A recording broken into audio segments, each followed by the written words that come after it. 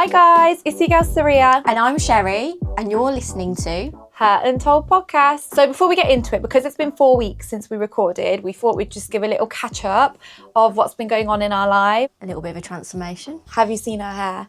It looks so good. I was like, for the next time we record, I was like, I want to get blow dry. Best thing ever. And I think because I'm saving money on not bleaching my hair. Yeah, you save so much. I've not bleached mine in years, and it does so much wonders for your hair as well.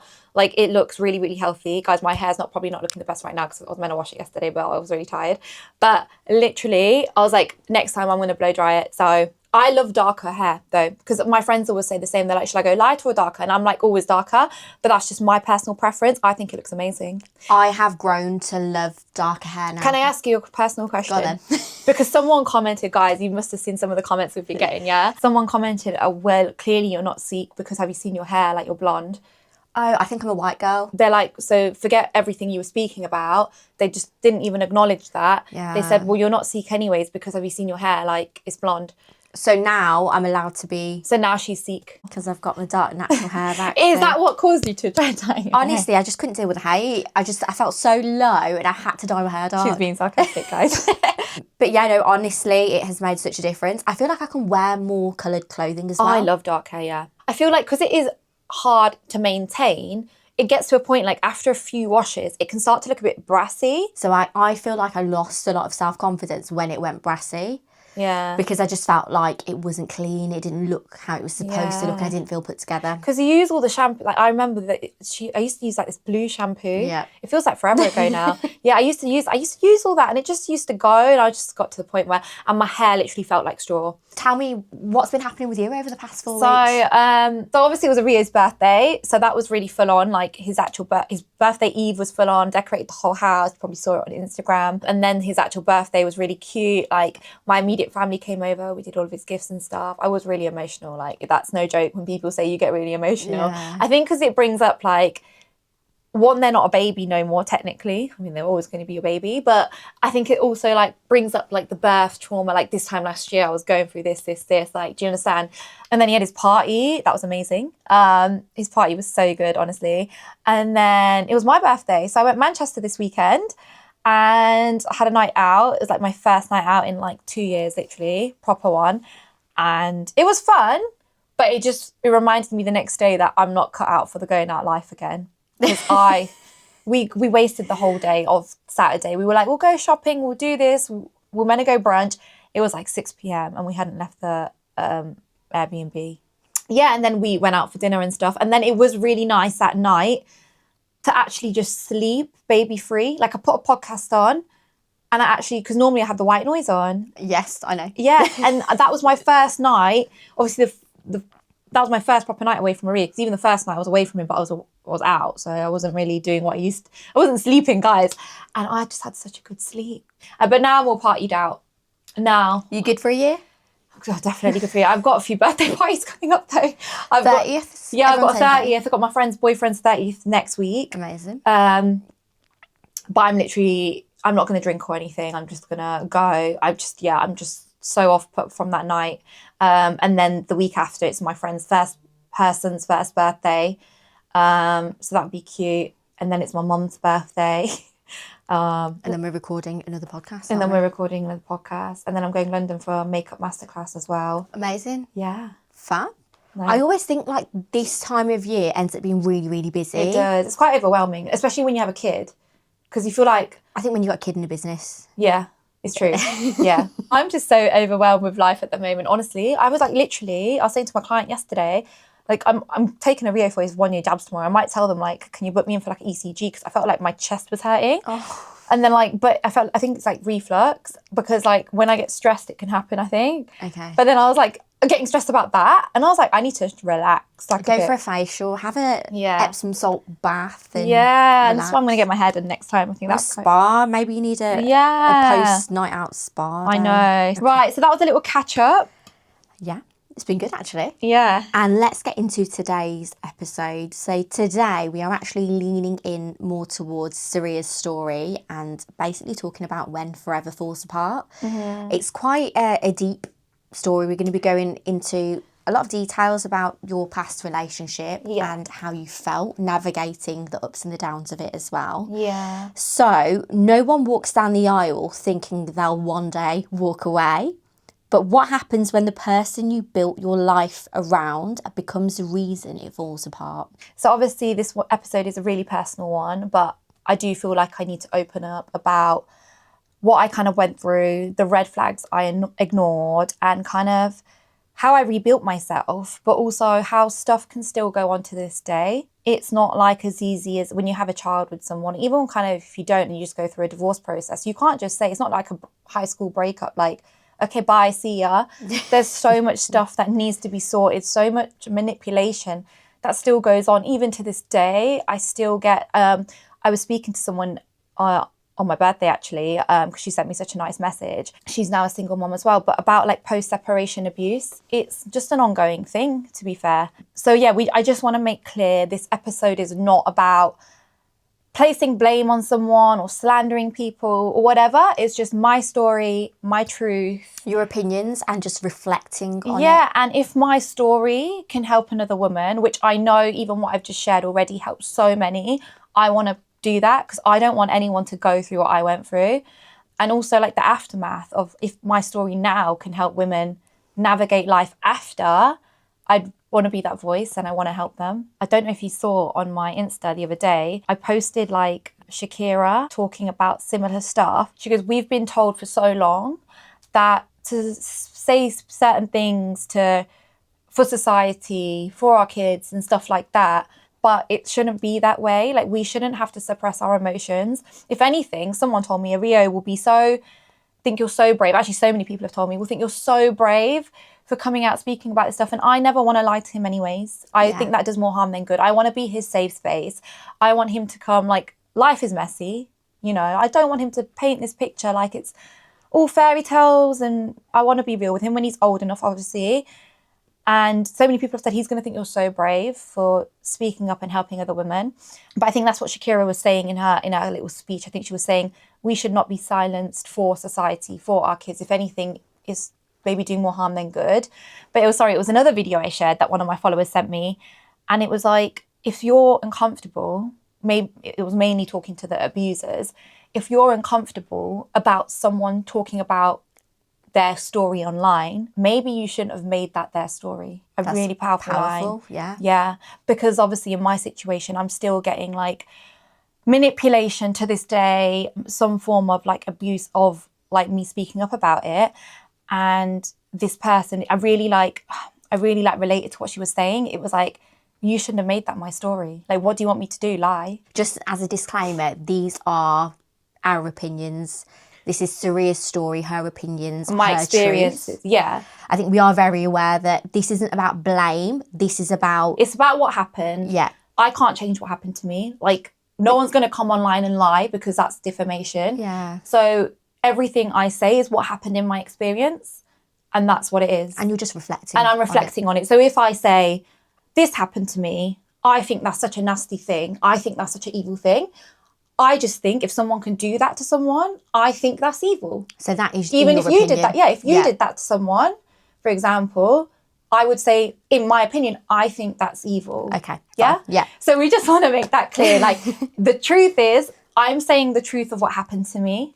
And then we're going to reflect on it, on what our opinions on that behaviour. Yeah, and I think as women, we should be able to use our voices we to should. talk about how We've been feeling. told for too long, for way too long, it's okay, bitter, let it pass, you know. Don't say anything. Yeah, Hold it in. And it's not fair. There's, for generations, women have been, and so many people always say to me, thank you for being the voice and breaking generational trauma, because it does. It just gets passed down as well. Because a lot of people, and I'm sorry, it's something we'll dive into about what has helped me get over it. There are a number of things, but I swear to you, one thing has been being open about it and not holding because I had to suppress my emotions for so long, but actually being open about it. It's like, why do people go to therapy for? Because they talk about it, they release it. And this in a way is like my therapy, like, and my community online have really, really helped me through it, because then if I put a story out there, they're like, I went through this. Let me tell you, 10 years along the line, my kid is now 18. This, that is so refreshing to hear. And I think you've got a really strong army of women that follow you. I really, really do. And it's not just single mums, it's just mums as well that have, you know what I'm saying? Like, you're just a mum and you're so supportive as well. Even before we like did this podcast, you were so supportive. Women get it. Like, even if you're not going through it now, you may have gone through something in the past, or you may have seen someone close to you go through something similar. Yeah. And I think you kind of get it. We're talking from a female perspective, I think, in this podcast. I did want to say as well, I think as I was driving, a notification popped up on my phone where someone said on one of our viral reels, I think on Instagram, I think it went on TikTok as well, but this was specific to Instagram. They commented saying, oh, I'm so glad women weren't like this 25 years ago. Because I was like, oh, okay, so you're happy you married someone who can't speak up. They love it when a woman don't say anything because they don't want to be called out for their behaviour. I'm glad women were not like this 25 years ago. Society has really changed for the worst. Marriage is a bond that only gets stronger if you work it, not give up on the first hurdle. I did respond to it. I didn't give up at the first hurdle. There was so much that went on, and it does get to a breaking point. I didn't even acknowledge the 25 things years ago because there's no point. We're wasting my energy. That's the only part I saw. I didn't see the rest of what they said. I saw the rest of it. Obviously, we can deep delve into my story a bit more and we'll know it wasn't the first hurdle. Yeah. I went literally through all of pregnancy. I don't think someone would marry someone and give up at the first hurdle. No one would, yeah. Because you wouldn't get married. I even said to my ex-partner, before I found out the last thing, because that was no going back after that, you know, that was no going back. But before that, when he was still being so emotionally abusive, I wanted to work on it so much. I was like, let's go to marriage counselling. And it was actually him. He's so stubborn in his own ways. Like, no, we don't need that, this, that. And then obviously more and more came out and it did get to that point where it's like, no, I'm not taking this. And I think because I had my son at that point, it made me see life differently. I thought, I'm not having this around my son. Yeah. No way. Now I'm going to deep dive into some questions so we can learn a little bit more about your relationship. So how did you meet your ex-partner? We met at a bar in London I think it was like, I can't even remember now. What year were we in? 2025. It was about, I think it was like 2-ish years before we got married. Okay. Things did move quite fast though. We did get I think we got engaged like a year later. Then we did have a bit of a longer engagement just because everyone was getting married and stuff. I literally me and 2 of my really close cousins got married in the same year, back to back. But when I first met him, everything seemed great. I mean, I didn't just marry him for jokes. If anything, it was a bit too good to be true. And I think when we go on to red flags, I think that is one of them. You know, when you're being love bombed, and I don't know if you ever have been. No one loves me that much to bomb me. It's not about loving you too much. Trust me, it's actually the reverse. It's about tricking you into something. Okay. That's what I think anyways. I think love bombing, again, in my opinion, on love bombing, I think it's about tricking you into something and completely doing a 360 where they've got you where you want. And obviously in my case, that was when we were married and I was pregnant, etc. And a lot of these things, by the way, from what I've heard from women, comes out when the woman's pregnant or postpartum. And I think that's because when a woman is in the most vulnerable position and people do show their true colours. Yeah. You really learn someone's true, not just with relationships, but with friendships, family members, you know. But anyways, so I won't really talk much on that. But yeah, we met, we got married, then things went bad pretty quick. Okay, what would you say were early red flags in your relationship? Things that you may have bypassed and thought, oh, it's fine, it's just one of those things. There was quite a few, to be fair. So the thing is with me, I have no regrets. I'm not going to sit here and say, I wish I picked up on it then, because I have my son. And I know I've said this a few times, but I had to go through everything to get to my son. And so I'm not going to say I should have noticed it then and I should have walked away then, because then I wouldn't have my son. So, you know, I would never ever say that. But early red flags, so there were a few. One is just friend group. Okay. Yeah, I think it's a good thing for women to look at the friend group. If they're all kind of, I physically saw them cheating, some of them, not all of them. He did tell me one thing as well once in the early days, oh, my friend cheats on his wife all the time. You know, he's just using her for his business. And for him to just say that and show no kind of, you know, if my friend was cheating on her partner all the time, I'd be like, what are you doing? And I wouldn't go gloating about it to someone else. You know what? You become a sum of the 5 people you hang around with the most. Like, imagine your husband came home to you and said, his best friend, let's just call him Bob. Bob is cheating on his wife all the time. He's just using her to run her business, you know? Yeah. What would you think? I would just phone Bob's wife. Love it. Girls, girl. I'd That's be what like, we need more this of. is what my husband's just said. So you might want to have a word. I never told the partner because, I don't know, like, you know, sometimes you're just like, this woman's not going to believe me. Or, to be fair, one of them I've got literal proof, not this friend, another one. It happened at my wedding. He was literally cheating on his missus while the missus was there with my friend. What's cheating, though? As in, like, he was fully trying it with her. But that's not cheating. It's flirting. No. I'm not going to give the details. It was... More than flirting. like, physical stuff. At your wedding? Yes. I was fuming. Everyone knew I was fuming at my wedding. I was literally fuming. And again, it was his reaction because my friend was like to me, don't get angry at my ex. And I goes, I'm angry at his reaction. He didn't even think that was bad. And cheating's one thing, but the fiance was right there. It was so bad. Even all my cousins and everything, like, because literally my friend told me in the bridal suite just after it happened, and they couldn't believe it. They were like, what? Like, we all said she must have known. So sometimes I think, what's the point in telling the girl? Because there are girls that are out there, they know their partner's doing X, Y, Z. And again, we'll talk about this in a different, it might be a trauma bond. Brush it into the carpet. Yeah. And we'll talk about this in a different episode. So this is why I didn't get involved, because I'm like, it's not my place to say. Okay, I would though. A part of me wants to, because you want to be that girl's girl. And then a part of me like, say if they just like, no, anyways, I'm sorry, but the second one definitely knew, I feel like, but they're not doing anything about it. Then you've just gone and done something and they're just going to be like, you waste, do you know what I'm saying? A red flag friend group, 100%. Like, why are all your friends doing this madness? Why are you thinking it's okay? Yeah. And you're the only loyal one? No, come on. Again, call me blindsided. It sounds like he wanted to make himself look like a bit of an angel amongst a group of naughty boys. Yeah, but now actually when you really look at it, no, you're just one of them. Yeah. Another early red flag. One of the early signs was that he'd always talk down on people and make out he was some superstar. I just remember sometimes he'd like sit on Instagram and literally be going through people's posts or stories and literally have like a negative comment on everyone, even people he was close to. And I used to be like, yo, humble yourself. Like, who are you? Like, do you get what I'm saying? Like I was jealous of yeah, other people. I think he was genuinely jealous of other people. And he'd always go on about things like, oh, money this, money that. And then obviously it was all a lie. He wasn't actually making X, Y, Z. He didn't actually have that, blah, blah, blah. But like, I think that's a red flag. Like bringing something up so much that's not even relevant to the conversation. Why are you bringing it up when you don't? It's full on lies. Like they're full on lies, what he was saying. Maybe he was trying to manifest it. So one of his friends recently got in touch with me, actually this weekend, well, not friend no more. This weekend in Manchester, he got in contact with me and he goes, wow, like he must have just come across my page. He goes, I'm not surprised. I used to chill with him back in the day, blah, blah, blah. I cut him off because of reasons you're saying about. And he goes, he used to tell him, again, this is not me saying it's true, but this is what this person has told me. He used to do these things to him, like talk about money, X, Y, Z. And then the person said to me, he wasn't even making the money. Like he just realized from there, he was kind of like, this is the guy's word, scamming people.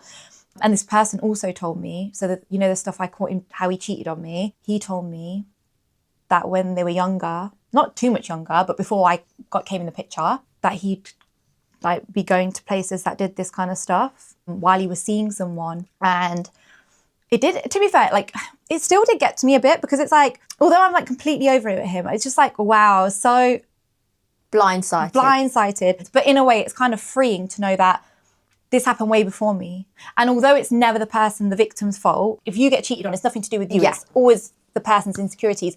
But it just kind of confirms that he was doing this way before I came in the picture. So this person told me that he was seeing someone and they actually had an argument about it abroad. This is what the guy told me. Again, I'm not saying this happened. This is what I have been told this weekend.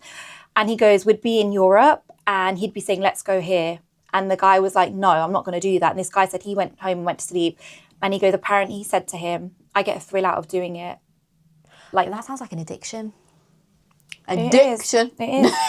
It is. Quite literally. That's what it does sound like that. In our opinions, we would say that. Your 2 early red flags then, would you say there's 2? Would you say there's more? So friendship group seems to be a really big one. Yeah. And also talking about finances, maybe a little bit too much. There was also really the big one, which used to then. drive me crazy. And I remember even like my whole family heard me arguing about it once. So I don't like a smoker and I never wanted to be with one, right? Yeah. And I know there's so many people that don't mind it. My friends don't mind it and that's fine. That's their type. But I made it very clear I don't want to be with a smoker. And obviously doing shisha now and then is fine. Like, even I used to do it back and then now and then. But well, it's not fine. Again, it depends on the person if you accept that or not. But for me, I didn't mind now and then. But this guy was going like literally like every day at one point. And then I did say to him like, what? And then he started, he knew I didn't like it. So then he started lying about his location, like, oh, I'm going to sleep now. Oh, I'm doing this. And then, because I was very relaxed. I was very chill with him. I wanted to just trust him. And I didn't want to be like psycho. So I used to just trust him. I remember once one of my friends was down. She was like, he's not going to sleep, Saria. And then we caught him out that time. And that must have been the first time. And then there was another time we caught him out. Then there was another time we caught him out. And I'm not talking, it must have been 5, 6 times. And you must be thinking, yeah, I'm stupid. Like, why did she keep going back to him? Like, because I didn't think of it as like, oh, he's lying about his location. What is that? I just thought he generally had an addiction to shisha. It's not just lying about hiding that thing he used to love to do, but like lying about your location, pretending you're going to work. And then a few weeks before I gave birth, I really did believe he quit for like 1.5 years. Again, call me dumb. I literally caught him again. We were looking at furniture on his phone and then the notification came down, hooker lounge, and then the bank notification thing. And then I didn't even, you know what? Because I was so emotionally abused, I just said, I'm disappointed. I couldn't even react to it. And then I told my mum the next day and he tried to manipulate the whole story. And I was so hurt. I was like, for the whole 1.5 years, I really thought he stopped. I wish you'd have known me then. Because the bollocking I would have given this boy. No, I know. And then even then he tried to manipulate it next day to my mum. He was the best manipulator. Again, a red flag, but that happened. Those red flags happened later. And then... In her opinion, he was a manipulator. Yeah, this is facts. He was trying to say, oh, you know, this, that. And then my mum and dad weren't buying it at that point. No. I think my dad even came down and was like, listen, I'm a teacher. You were a teacher. He goes, I know when a kid gets caught, they're going to do that. I think he's literally doing that. Yeah. I think when you lie, you look a certain way as well. But yeah, and it's just not, I think, so not, again, this is a generic speaking thing. A compulsive liar, and this is me talking generically about compulsive lying, take it how you want. I think, in my opinion, he was a compulsive liar. And I'm not just saying this because every week, once I started clocking onto lies, even before this were red flags, yeah, and I'm not going to lie, I did know he used to lie about stuff before we got married. Because how much can you lie about before things ain't making sense? But the stuff he used to lie about weren't that deep to me, that I caught before we got married. Okay. But now I look back and I'm like, well, the red flags were there. I knew he was a liar. But because they didn't really have no impact on my life. Well, you said you were love bombed yeah, at the same time. Yeah, it was very...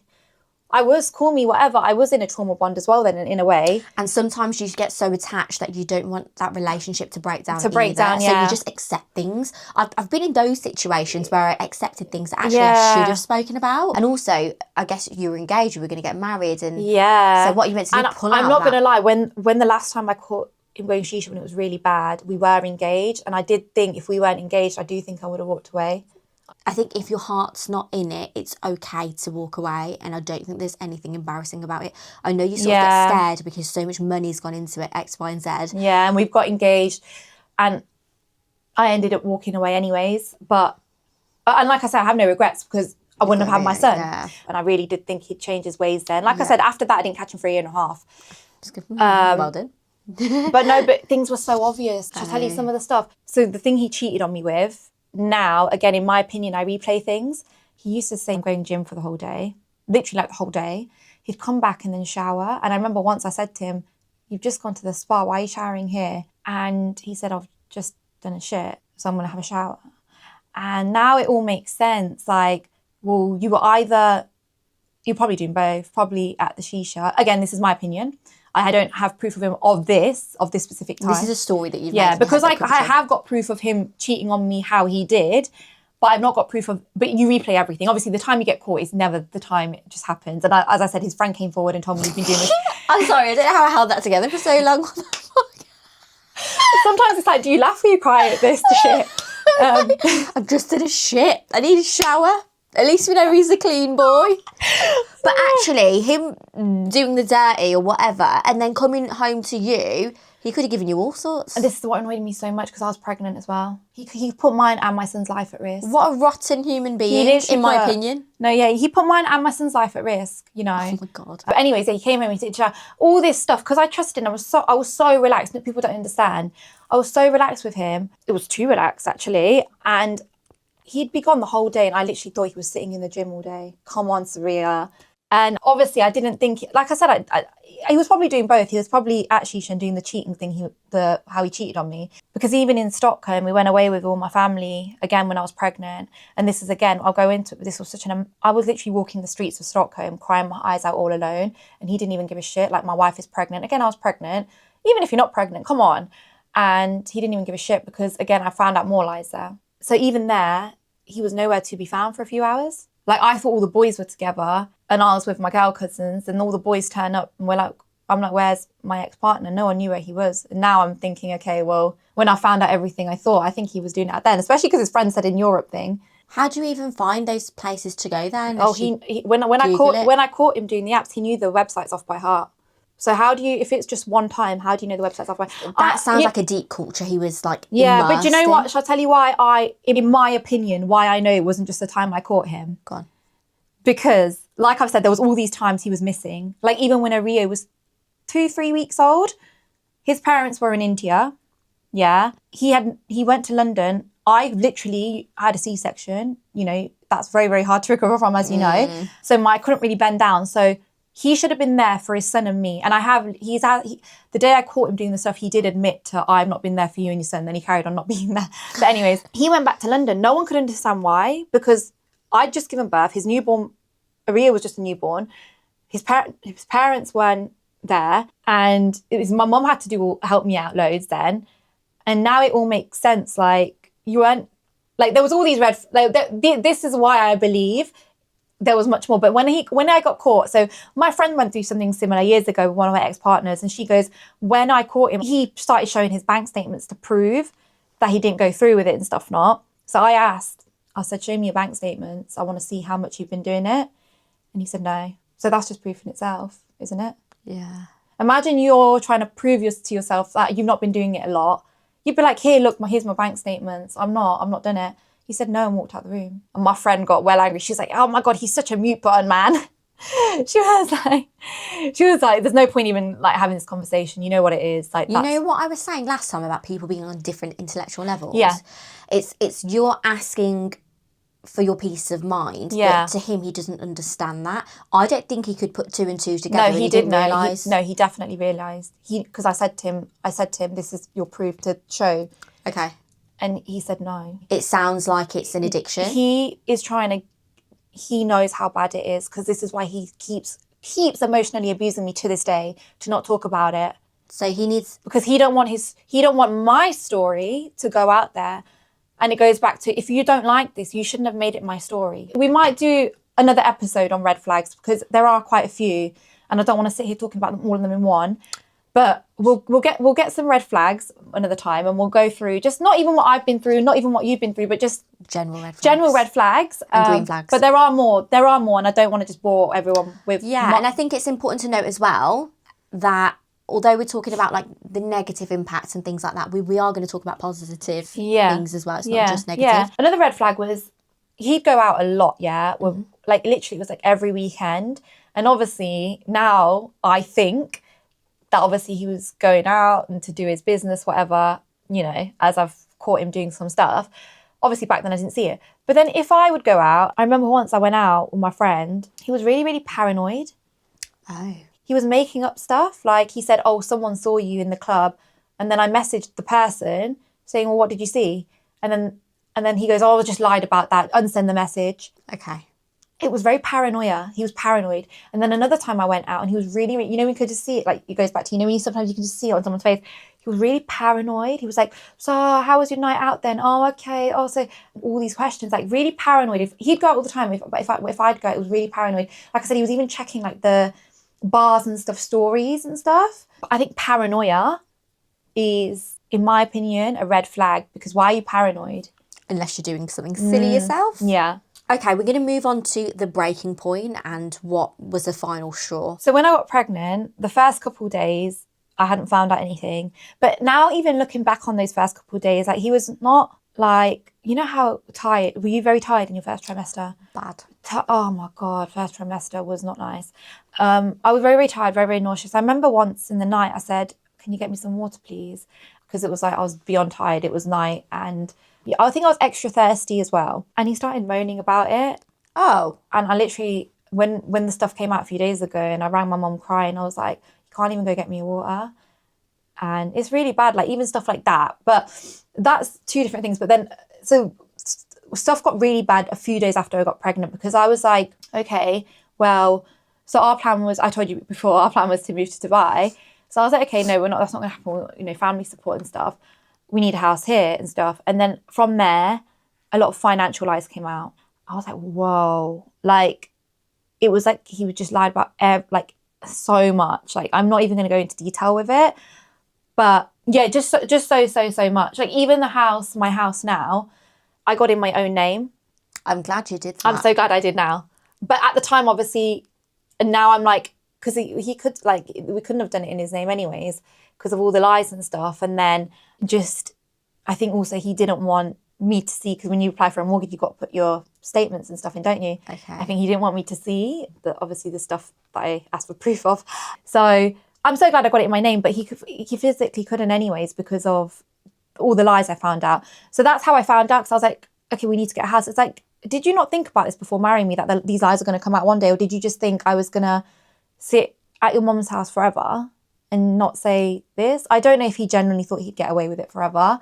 And even from then, so I've done a lot of research on a narcissist. I'm not directly calling him one. I've just done research on a narcissist, and they seem to only have a problem with you when you find out who they really are. And when they do, they don't want to address it. They don't feel bad. They don't feel sorry. Their thing is like, shit, she's caught me, run. Or he's caught me if you're dealing with a girl narcissist. It's like, shit, I've been caught, run. So even then it was really weird. His as soon as I caught him, it's like, this marriage ain't gonna work. I'm like, what? I've just literally caught you and that's your resolution. Like, was that when you were pregnant? Yeah, it was just a few days into it. And he said the marriage isn't going to work. Yeah. Was he happy that you were pregnant? So the day I found out I was pregnant, he was happy. The few days after, when I found out, he weren't. How can you be happy and then not happy that you're pregnant? That's what I'm saying, because one, you got to think of the timeline. Running. Yeah, because of the timeline. So when I found out I was pregnant, I didn't know any of his lies. These big lies. Like I said, I saw him did these lies before, but nothing that impacted my life. Nothing major. And then a few days after, I found out these major life lies. And now he's not happy that I'm pregnant. How? Because he was actually happier he was actually, because I was a lot in shock. As a woman, I think we go through more shock because we're like, oh, it's our body. And I remember even my parents saying, when we FaceTime them to tell them, they were like, he was over the moon.